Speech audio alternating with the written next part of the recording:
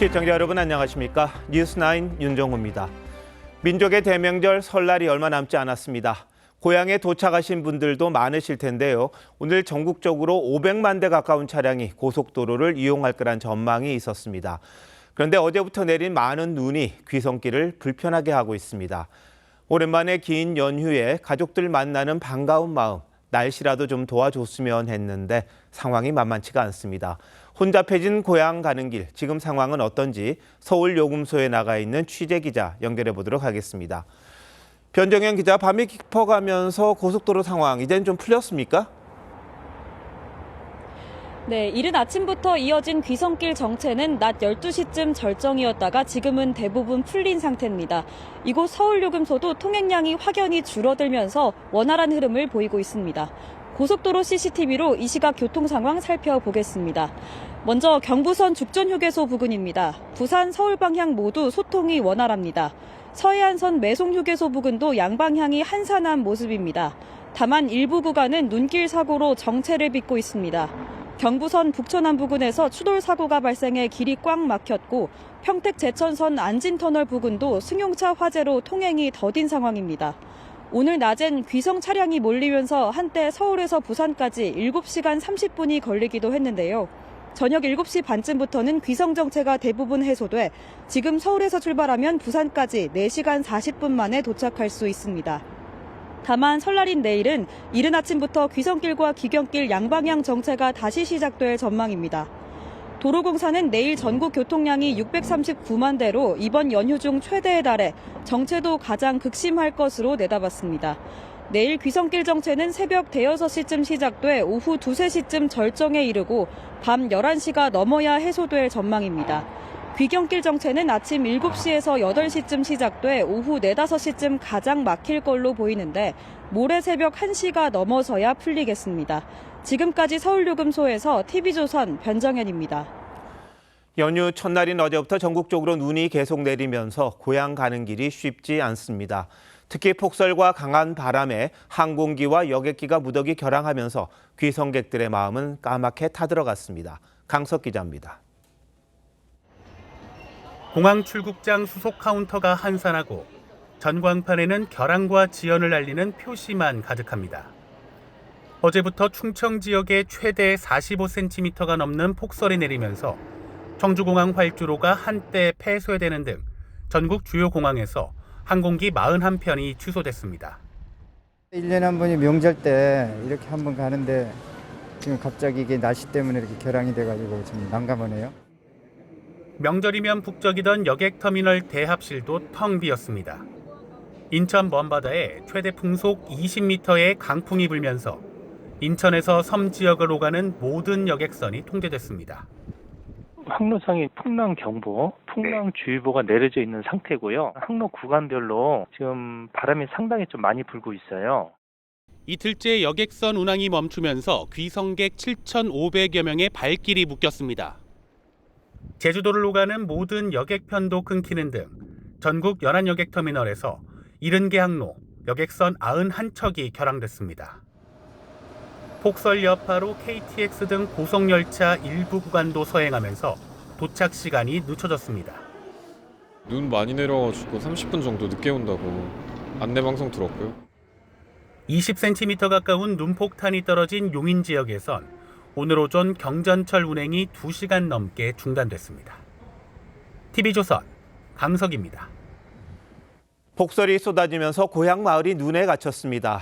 내려오는 가족들이 어려움을 겪을까 봐 쌓이는 눈을 주민들은 계속 치워냈고 수북한 눈에 바퀴가 헛돌아도 고향 가는 발걸음은 멈추지 않았습니다. 이어서 김다로 기자입니다. 앞이 보이지 않게 눈보라가 휘몰아치고 주위는 온통 눈으로 뒤덮였습니다. 시골로 들어가는 저는 결항을 하고 있습니다. 50cm 가까운 폭설이 내리면서 마을 진입로에선 바퀴의 절반이 눈밭에 빠진 차량이 연신 헛바퀴만 돌립니다.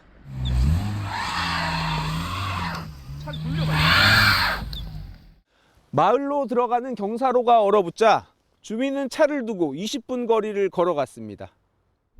30cm 폭설이 쏟아져 비상식량까지 준비한 다른 마을에서는 쏟아지는 눈에도 찾아올 가족을 위해 눈을 치우고 좀 편하게 왔다가 고향에 왔다가 갈 수 있도록 그 눈 때문에 또 그 뭐 잠깐 와갖고 사고 나고 이러면은 그 마음 안 좋잖아요. 폭설을 뚫고 조상묘를 찾아온 가족은 눈에 파묻힌 봉분 앞에서 상을 차리고 절을 올립니다. 원래 내일 와야 되는데 내일 눈도 많이 올 것 같아서 오늘 미리 와서 하고 가려고 왔어요. 도로 차단봉이 잠길 만큼 쌓인 폭설에도 고향집을 찾은 귀성객은 지붕 위에 올라 쌓인 눈부터 치웁니다. 눈 뚫고 가족들 모이시니까 어떻습니까? 그런 기쁨 없죠. 다들 같이 형제들 만나고 하니까 가장 큰 기쁨이죠. 연휴 내내 쏟아지는 폭설도 설레는 귀성길을 막지 못했습니다. TV조선 김다로입니다. 구치소에서 명절을 보내게 된 윤석열 대통령이 설을 맞아 옥중 메시지를 내놨습니다. 체포영장 집행 이후에는 5번째이고요. 구속 기소된 이후에는 사실상 첫 번째입니다. 국민을 위로하는 내용과 함께 김건희 여사에 대한 걱정과 염려도 처음 담았습니다. 조성호 기자가 단독 취재했습니다. 윤석열 대통령이 구치소를 찾은 변호인단을 통해 설 메시지를 전했습니다. 내 일신의 고통보다도 나라의 앞날이 걱정된다고 한 윤 대통령은 국민들이 추위와 생계에 얼마나 힘들지 걱정된다고 했습니다. 청년들이 현실에 좌절하지 않을까 걱정된다며 또다시 청년을 언급하기도 했습니다. 우리 청년들이 자유민주주의의 소중함을 정말 재인식하게 되고 아내 김건희 여사에 대한 내용도 담겼습니다. 관절을 떠날 때 잠시 손을 잡고 왔지만 그 후엔 볼 수도 연락도 할 수 없는 상태라며 건강이 안 좋은 아내 걱정이 많이 된다는 심경도 밝혔습니다. 윤 대통령이 탄핵 국면 동안 내놓은 메시지에서 김 여사를 언급한 건 처음입니다. 앞서 4차례의 헌법재판소 탄핵 심판 변론을 통해 주장했던 계엄 선포의 당위성도 재차 강조했습니다. 계엄 선포 등 모든 것이 헌법 테두리 내에서 이뤄졌고 유혈 사태나 인명 사고는 물론 정치인 체포 지시도 없었다며 내란죄가 성립될 수 없다는 겁니다. 지난 15일 체포된 이후 오늘까지 윤 대통령은 모두 5차례에 걸쳐 서면과 영상 메시지를 내놓았습니다. TV조선 조성호입니다. 윤 대통령 탄핵 심판이 진행 중이지만 여야의 잠재적 대권 주자들은 일찌감치 몸풀기에 들어간 모양새입니다. 아직 절대 강자가 없는 여권에선 김문수 장관의 선전이 눈에 띕니다.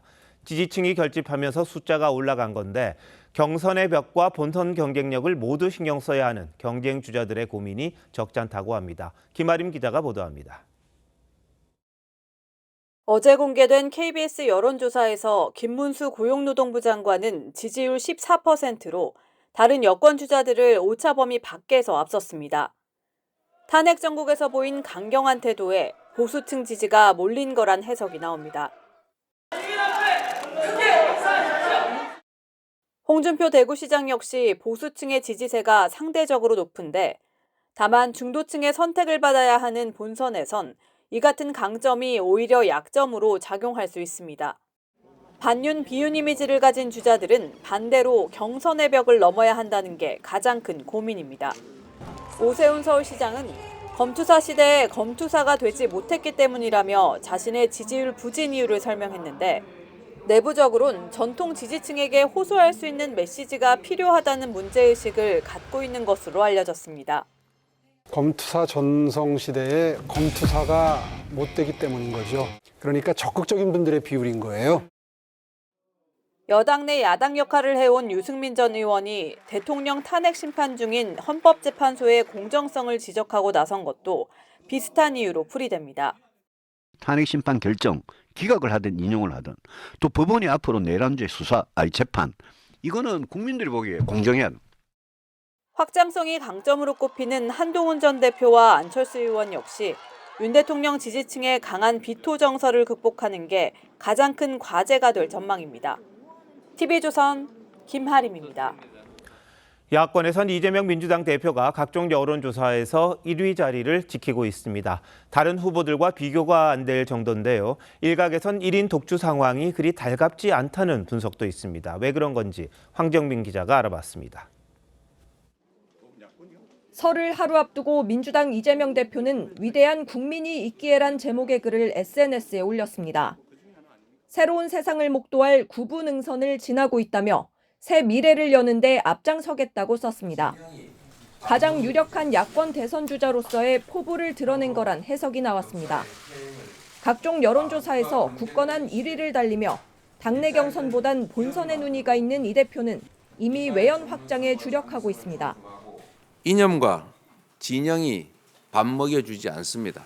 검든 희든 지만 잘 잡으면 좋은 고양이 아니겠습니까? 다만 대세론이 오히려 걸림돌이 될 수 있다는 우려도 나옵니다.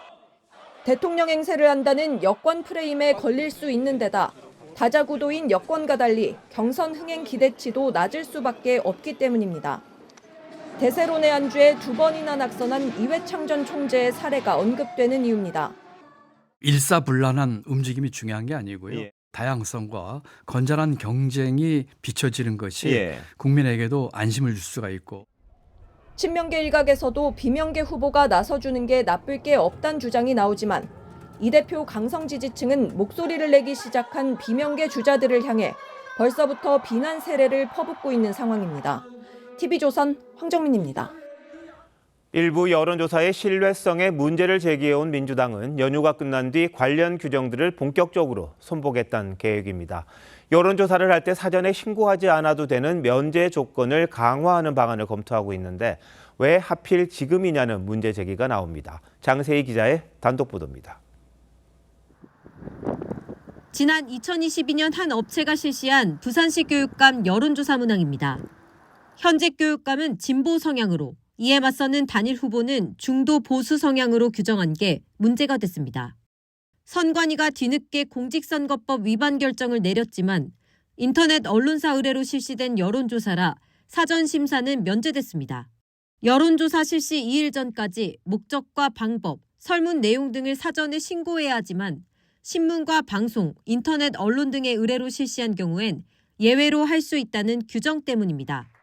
민주당 한 의원은 사전 심사를 받지 않아도 되는 언론사의 범위를 보다 엄격하게 규정하는 방안을 검토 중이라고 했습니다. 명태균식 기획 여론조사 사례의 공통점에 대해서 말씀드리겠습니다. 정치 성향을 유도하는 문항 배치 및 의도성 설문을 설계했다는 것입니다. 여론조사 원본 자료 보관 기간을 현행 6개월에서 1년으로 늘리는 방안도 검토 중입니다. 여론조사 심의위원회 측은 여론조사의 객관성과 신뢰성 확보를 위한 방안이 필요한 건 맞다며 관련법 개정 논의도 함께 필요하다고 밝혔습니다. 당내에선 여론조사 왜곡에 대한 조치가 필요하다는 데는 대부분 공감하는 분위기지만 민감한 시기에 규제를 말하는 건 여권이 주장하는 검열 프레임에 걸릴 수 있다는 우려도 나오고 있습니다. TV조선 장세희입니다. 여권에서 이재명 대표와 문형배 헌법재판소장 권한대행의 친분서를 제기하자 헌재는 모친상도 챙기지 않는 사이라고 반박한 적이 있습니다. 그런데 두 사람이 과거 SNS에서 여러 차례 문답을 나눴던 것으로 확인됐습니다. 물론 이것만으로 두 사람이 친하다고 단정할 수는 없습니다만 적어도 여러 차례 소통했던 사이란 건 드러난 셈입니다. 어떤 대화였는지 한송원 기자가 단독 보도합니다. 때문에 긴급하게 2011년 9월 성남시장이던 이재명 대표가 당시 진주지원장이던 문형배 헌법재판소장 대행의 안부를 물으며 남의 말을 빌리지 않고 자신의 말을 할 때가 올 것이라는 글을 남겼습니다. 그러자 문 대행은 저는 말보다 실천에 관심이 있다고 답합니다. 2013년 6월엔 이명박 대통령 비하 논란으로 이정렬 판사가 법원을 떠난 것을 두고 문 대행이 미안하고 고맙다고 하자 이 대표가 잘 계시냐고 묻기도 했습니다.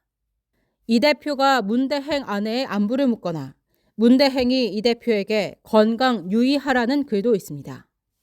사법연수원 동기이자 노동법 학회를 함께 했던 것으로 알려진 두 사람은 2011년부터 2013년까지 정치적, 개인적 이슈에 대한 최소 7차례 공개 대화를 주고받았습니다. 문 대행은 TV조선과의 통화에서 이 대표와 SNS를 주고받은 사실을 기억하지 못한다고 했습니다. 문 대행의 과거 SNS 글도 논란입니다.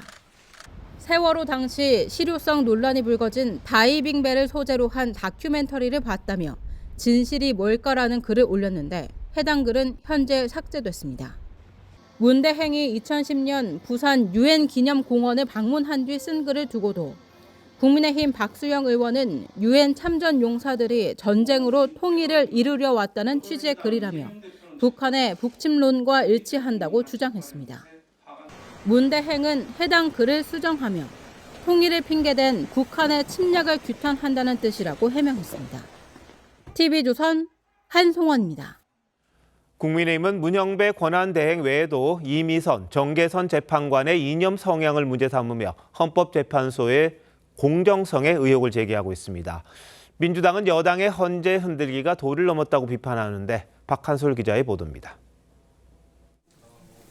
국민의힘은 헌재 특정 연구회 출신들이 집중 배치되는 것에 우려가 커지고 있다며 중립성에 의문을 제기했습니다. 진보 성향 법관 모임으로 알려진 우리법연구회와 인권법연구회를 거론한 겁니다. 특히 아직 임명이 보류된 마은혁 재판관까지 임명된다면 특정 연구회 출신이 4명이나 된다며 탄핵 재판을 더 진행하는 것이 의미가 있을까 하는 생각이 들 정도라고 했습니다. 마은혁, 이미선, 문형배 이 세 사람은 재판도 해볼 것도 없이 그냥 이미 탄핵을 찬성하고 있는 거나 마찬가지예요. 정계선 재판관까지. 국민의힘은 또 이미선 재판관의 친동생인 이상희 변호사가 윤석열 퇴진 특별위원회의 부위원장이고 정계선 재판관의 남편은 탄핵소추 대리인단인 김희수 변호사가 이사장을 맡고 있는 공익재단에서 일한다고 지적하며 스스로 재판을 기피해야 한다고 주장하기도 했습니다. 헌법재판소법 24조에 의해서 본인 스스로 기피 또는 회피를 해야 된다. 어떻게 저런 거에서 공정한 심판을 기대할 수가 있습니까? 민주당은 탄핵을 막기 위해 손바닥으로 하늘을 가리고 있다며 사법부 압박을 멈추라고 비판했습니다. 이재명 대표와 문형배 대행의 친분 주장에 대해서도 객관적으로 입증된 게 없다며 비상식적 주장이라고 했습니다. 문형배 대행도 과거 언론 인터뷰에서 우리법 연구회를 좌파라고 한다면 우리 헌법을 좌파라고 하는 것과 같다며 편향성 논란을 반박한 바 있습니다. TV조선 박한솔입니다. 민주당 추미애 의원은 계엄 사태 직후인 지난달 중순 전방 지역에서 우리 군의 무인기가 불시착했다며 의도적으로 긴장을 유도하기 위한 이른바 북풍 의혹을 제기했습니다. 그런데 알고 봤더니 이 무인기는 반경 60km 이내 근거리 감시를 위한 사단급 무인기였던 걸로 확인됐습니다. 북한군의 GPS 교란으로 추락한 걸로 알려졌는데 이게 뭘 의미하는지 윤동빈 기자가 단독 보도합니다. 민주당 내란 진상조사단장인 추미애 의원은 최근 경기도 파주와 연천에서 발견된 군 무인기 사례를 공개하며 비상계엄 전후 북한의 무인기를 보내 군사적 긴장을 유도하려던 정황이라고 주장했습니다. 그런데 TV조선 취재 결과 이 무인기는 군사분계선 인근 북한군을 감시하는 사단급 무인기 KUS-9이었던 것으로 파악됐습니다. 북한이 지난해 평양 상공에서 발견했다고 주장하는 무인기의 작전 반경이 200km인 것에 비해 3분의 1 수준입니다. 실제로 북한을 자극하기 위한 목적이었다면 평양 등 대도시까지 닿을 수 있는 군단급 무인기 등을 보냈을 거란 게 전문가들의 지적입니다. 군 관계자는 근거리 감시용 무인기까지 북풍으로 몰면 경계 작전도 아예 하지 말라는 것이냐고 토로했습니다. 합참은 추락 원인을 정밀 조사 중이라는 입장이지만 북한의 GPS 교란 전파 때문이었던 것으로 추정하고 있습니다. 현대전의 핵심 전략으로 떠오르는 무인기에다가 항제민 장치를 업그레이드해야 되는 성능 개량 사업이 가장 시급하고 필수적이다. 다만 군은 야당의 잇단 의혹 제기에도 정보 정찰 활동은 공식 확인하지 않는 게 원칙이란 입장입니다. TV조선 윤동빈입니다. 중국의 스타트업이 공개한 AI 모델 딥시크가 미국을 충격에 빠뜨렸습니다. 적은 비용으로 챗 GPT만큼의 성능을 구현한다는 소식에 뉴욕 증시는 크게 요동쳤습니다. 특히 이 분야 선두주자 엔비디아 주가가 직격탄을 맞았습니다. 먼저 최수용 기자입니다. 애플의 앱스토어입니다. 미국의 오픈 AI가 만든 챗 GPT를 밀어내고 딥시크가 출시 1주 만에 무료 앱 1위를 차지했습니다. 딥시크는 중국 스타트업이 엔비디아의 저사양 칩으로 만든 AI 프로그램. 특히 비용을 크게 들이지 않고도 성능은 챗 GPT와 맞먹는 걸로 알려지면서 미국은 충격에 빠졌습니다. A lot more energy efficient and efficient in terms of the chips that it might take as well. 1957년 구소련이 미국을 제치고 세계 최초 인공위성인 스푸트니크를 쏘았던 때와 맞먹는 충격이란 평가까지 나왔고 트럼프 대통령도 위기감을 우회적으로 드러냈습니다.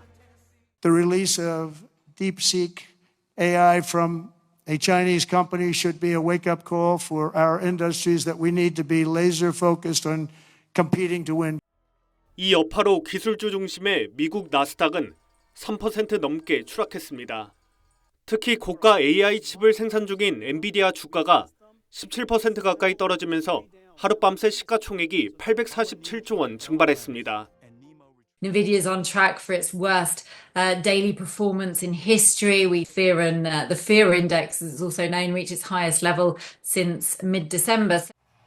테슬라의 일론 머스크는 딥시크가 미국의 수출 통제에도 엔비디아의 고가 칩을 대량으로 보유하고 있을 수 있다는 의혹을 제기했습니다. TV조선 최수용입니다. 미국 실리콘밸리도 술렁이고 있습니다. 딥시크가 비싼 최첨단 칩을 쓰지 않았는데도 뛰어난 성능을 선보이면서 기존 미국 빅테크 기업들이 주도하던 판도를 흔들 수 있다는 전망도 나오고 있습니다. 이렇게 생성형 AI 경쟁이 치열하지만 우리나라는 갈 길이 먼 상황입니다. 이어서 박상현 기자입니다. 생성형 인공지능 중국 딥시크에 상자 안에 공을 뽑는 복잡한 추론 연산 문제를 내봤습니다.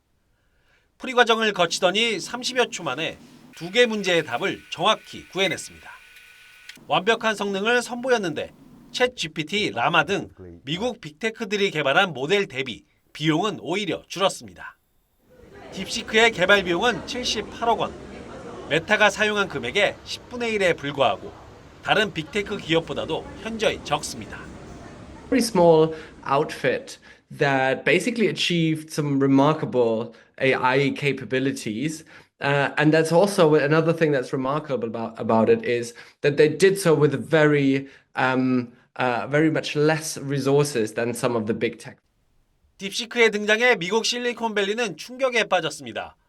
딥시크는 엔비디아의 H800 칩을 사용해 AI를 훈련했는데 다른 생성형 AI에 사용하는 칩보다 낮은 사양입니다. 오픈 AI 등 시장을 주도했던 미국 빅테크들이 저사양 칩으로 만든 중국 AI의 습격에 허를 찔린 겁니다. Yeah, I think the worry is that they, in theory, were able to do this without NVIDIA's latest chips, as well as the model. It's a strong model. Now, look, that could clearly be narrowed. 중국까지 가세하며 세계 각국이 AI 기술 선점을 위해 치열한 경쟁을 펼치고 있지만 우리나라의 민간 투자액은 1조 8천억 원으로 이제 첫발뗀 수준입니다. TV조선 박상현입니다. 중국에서 만든 AI 딥시크가 큰 화제를 모으고 있습니다. 놀라운 성능으로 AI 시장에 큰 파장을 불러오고 있는데 자세한 이야기 산업부 장혁수 기자와 나눠보겠습니다. 장 기자, 아까 딥시크 직접 써보던데 어땠습니까? 네, 제가 지금 출시된 어플을 다운받아서 직접 사용해봤는데요. 생성형 AI 열풍을 이끈 챗 GPT와 큰 차이를 느끼지 못했습니다. 질문을 하면 내놓는 결과도 챗 GPT와 비슷했고요. 일부 계산은 딥시크가 더 빠르기도 했습니다. 저는 현재 한 달에 $20, 우리 돈 3만 원 정도를 내고 챗 GPT 유료 버전을 쓰고 있는데요. 결제 취소도 고민할 정도입니다. 네. 그동안 AI는 미국의 빅테크들이 만드는 걸로 인식되어 왔는데 이번 딥시크는 중국의 스타트업 작품이더라고요. 네, 딥시크는 2023년 5월 설립된 중국의 스타트업에서 만든 AI 모델입니다. 중국 출신의 연구자와 엔지니어 180명 정도가 개발한 건데 챗GPT를 만든 오픈 AI의 개발 연구원이 1,200명에 달하는 것과는 상당히 대조적입니다. 딥시크의 창업자를 좀 살펴보면요. 펀드 매니저 출신의 1985년생 량원펑입니다. 이 량원펑은 중국 명문대인 저장대학교에서 컴퓨터 공학을 전공하고 졸업 후엔 헤지펀드를 설립해서 돈을 모았습니다. 이 자금이 딥시크 창업의 바탕이 됐습니다. 네, 이런 작은 규모의 회사에서 이런 놀라운 성능의 모델을 개발했다는 게 놀라운데요. 메타나 오픈 AI 같은 거대 IT 기업 모델과 비교했을 때 딥시크는 어떤 특이점이 더 있었습니까? 네, 그 부분 궁금해하시는 분들이 많은데 딥시크 성능의 핵심은 메모리 절감입니다. 생성형 AI 모델 안에는 이 매개 변수라고 하는 수많은 숫자가 있는데요. 이 매개 변수는 데이터를 해석하고 결과를 만드는 기준이 됩니다. 사용자가 질문을 입력하면 챗GPT 같은 기존 AI는 거의 모든 매개 변수를 쓰는데 딥시크는 과감하게 불필요한 부분은 비활성화하거나 압축을 합니다. 기존 AI가 질문에 답하기 위해서 정치나 경제, 사회 같은 모든 전문가를 동원한다면 딥시크는 질문에 맞는 전문가만 골라서 불러내는 식입니다. 이렇게 되면 사용되는 반도체 수가 확실하게 줄고요. 비용도 폭발적으로 절감이 됩니다. 네, 미국이 그동안 중국에 이렇게 반도체 수출 통제를 해왔던 이유가 중국의 성장을 견제하기 위해서였던 것 같은데 미국의 충격이 꽤 클 것 같습니다. 맞습니다. 딥시크는 미국의 대중국 반도체 수출을 우회해서 저사양 칩으로 개발했다는 것에 의미가 있습니다. 인공지능의 필수 부품인 그래픽 처리 장치 GPU 중에 엔비디아의 H800이 이 딥시크 학습에 쓰였는데요.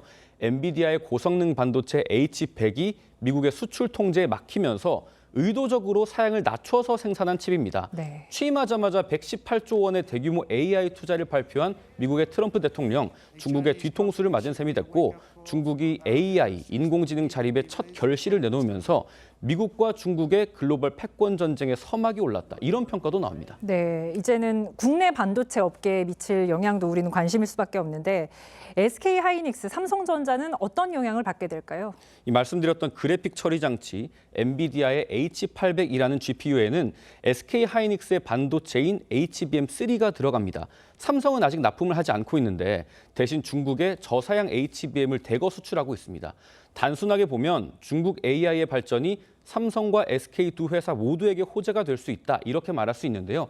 하지만 미국의 대중 견제가 거세질 경우 두 나라의 눈치를 봐야 하는 우리 기업들 입장에선 뜻하지 않은 피해도 우려되는 상황입니다. 네, 그렇군요. 장 기자 잘 들었습니다.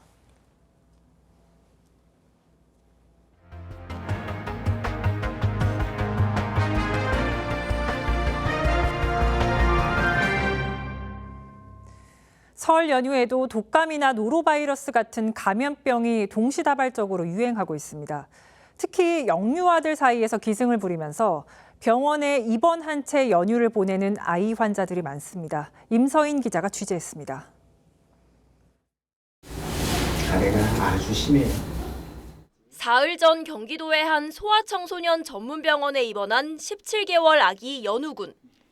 이번 명절은 꼼짝없이 병원에서 보내야 합니다. 최근 유행 중인 RS 바이러스에 감염된 겁니다. 저희 애기는 중증이라 하셔가지고 입원은 못 나갈 것 같아요. 한 일주일은 더 있어야 될 것 같아서. 폐렴에다 구토 등 장염 증상까지 나타난 3살 온유군네 가족도 연휴 계획을 모두 취소했습니다. 긴 연휴니까 가족들이랑 같이 보내려고 했는데 그게 다 취소가 돼서 많이 아쉬워요. 보고 싶어 해서 영상통화로 지금 하고 있고. 설 연휴에 입원 중인 어린이 환자는 이 병원에만 30명이 넘습니다. 독감, RSV, 사람 메타뉴모 바이러스, 코로나19 등 4개 호흡기 질환이 동시 유행 조짐을 보이는 데다 노로바이러스도 빠르게 번지고 있습니다. 중복 감염이나 합병증 우려도 커지고 있습니다. 그래도 위중증 환자는 그렇게 줄지 않아서 그런 환자들이 좀 입원하고 있습니다.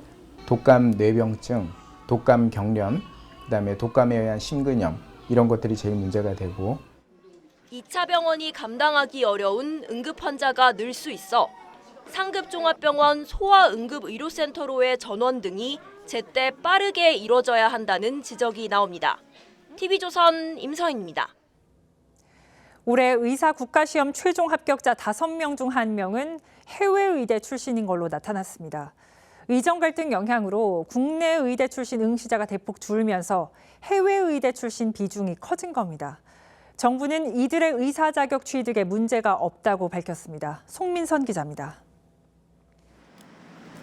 제89회 의사 국가시험 최종 합격자 269명 가운데 해외의대 졸업생이 52명, 전체의 약 20%를 차지했습니다.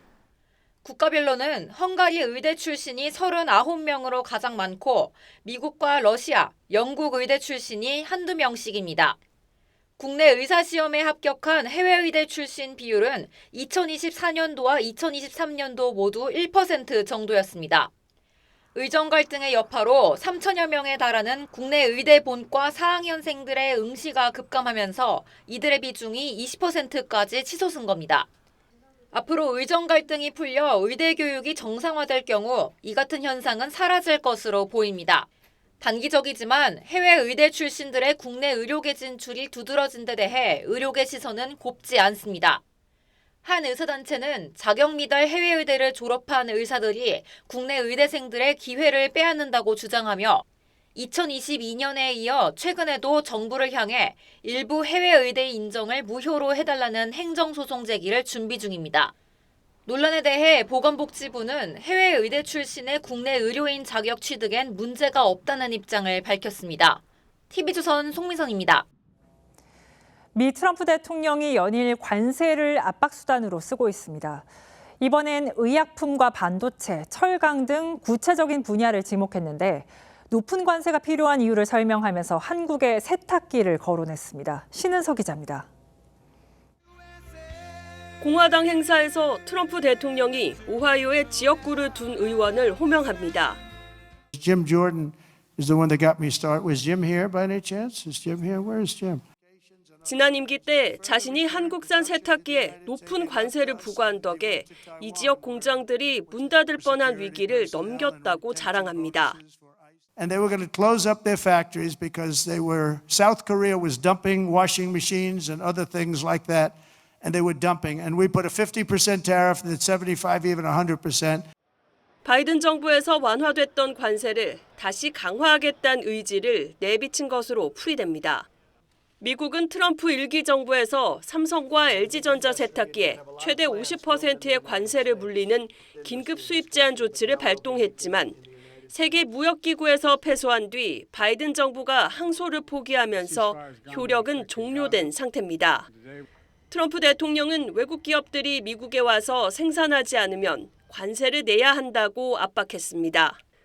특히 의약품, 반도체, 철강 등을 지목했습니다. And we're going to look at pharmaceuticals, drugs. We're going to look at chips, semiconductors, and we're going to look at steel, aluminum and copper, and things that we need for our military. 1시간 넘게 연설하는 동안 자신이 대선에 다시 출마할 수 있냐고 묻기도 했습니다. 공화당에서 대통령 4년 중임제를 고쳐 3선도 가능하게 하는 헌법 수정안이 제출된 가운데 트럼프가 3선 도전 가능성을 암시했다는 분석이 나옵니다. TV조선 신은서입니다. 중국도 최대 명절 춘제 연휴 기간입니다. 춘제를 맞아 중국 전역에서 90억 명의 대이동이 전망되고 있는데 중국 언론들은 인류 역사상 최대 규모 이동이라고 전했습니다. 변재영 기자입니다. 커다란 가방과 선물 꾸러미를 든 사람들이 기차역을 가득 메웁니다. 차례로 줄지어 이동하면서도 표정엔 설렘이 가득합니다. 不会我回家会很开心特别开心特别激动哈 귀경길 버스에서도 웃음꽃이 핍니다. 고향을 찾는 사람들을 위해 춤과 노래 같은 다양한 공연들이 이어집니다. 8일간 이어지는 중국 최대 명절인 춘제를 맞아 지난 14일부터 다음 달 22일까지 40일간 중국 전역에서 고향을 찾기 위해 이동하는 인구가 90억 명에 이를 것으로 보인다는 전망이 나왔습니다. 对多赚点钱回家孝敬父母 중국 매체들은 인류 역사상 최대 규모의 이동이라고 전했습니다. 反而没什么意思，国际化大都市，但是都看厌了，现在哪个城市都差不多，但这边就能感觉，而且有这种过年的气氛嘛，就感觉比较好。 해외를 찾으려는 여행객들로 공항도 북적이긴 마찬가지입니다. 올해 춘제 연휴 기간 동안 해외로 출국하는 사람들이 하루 평균 185만 명에 이를 것이라고 중국 국가이민관리국은 전했습니다. TV조선 변재영입니다.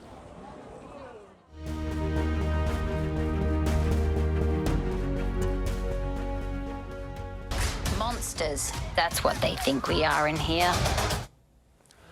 동물원에 사는 뱀 메디는 자신을 괴물로 보는 현실이 속상합니다. 동료들과 탈출하지만 고향으로 향하는 여정이 만만치가 않습니다. 하지만 메디는 위기가 찾아올 때마다 친구들을 돕는데 주저하지 않습니다. 그리고 말합니다. I know it's scary, but out there, we can be ourselves. 시인은 깊은 산 뒤평 길을 걷다 뱀과 마주칩니다. 징그러운 뱀을 보고 아름다운 꽃을 떠올립니다. 아름다운 배암, 얼마나 커다란 슬픔으로 태어났기에 저리도 징그러운 몸뚱아리냐. 꽃댄님 같다. 바늘에 꼬여 두를까 보다. 몇 마리가 보이십니까? 모두 35. 눈을 부릅뜨고 징그럽게 혀를 날름거리며 서로를 경계합니다. 청경자 화백이 젊은 시절 그린 생태입니다. 망해버린 친정집, 남편과의 이별, 가족들의 죽음까지 겪으며 화백은 뱀을 떠올렸다고 합니다. 살 용기와 길을 찾으려고 몸부림쳤다. 그에게 뱀은 생명줄이었습니다. 푸른 뱀의 해, 을사년이 곧 밝습니다. 보기엔 두렵고 혐오스럽지만 지혜롭고 상서로운 동물입니다. 동서양을 넘나들며 뱀은 변화무쌍했습니다. 이불을 유혹하고 괴물 메두사의 머리카락이 되기도 했죠. 의술의 신이 들고 있는 지팡이에도 함께였습니다. 동양에선 다산과 풍요의 상징, 보물과 재산을 지키는 파수꾼, 죽은 자를 벌하고 땅을 지키는 수호신이기도 했습니다. 다른 어떤 동물보다 인간과 가까이 있었습니다. 뱀은 앞만 보고 간다고 합니다. 죽은 듯 겨울잠을 자다가도 봄이 오면 다시 깨어나 꿈틀거리죠. 여러 번 허물을 벗어 성장합니다. 지금 대한민국은 혼란스럽고 악재가 넘쳐납니다. 하지만 뱀의 생명력처럼 위기를 뛰어넘을 힘 또한 충분합니다. 120년 전 푸른 뱀의 해엔 을사늑약으로 외교권을 빼앗겼지만 60년 전에는 논란의 여지는 있겠습니다만 일본과 국교를 정상화했습니다. 지금이 가장 힘들다고 느끼겠지만 지나고 보면 이 또한 두 발 나아가려는 일보 후퇴일 수도 있을 겁니다. 우리 스스로를 믿고 뱀의 길한 기운 가득한 한 해 되길 믿어봅니다. 1월 28일 앵커 칼럼 오늘 푸른 뱀의 힘이었습니다.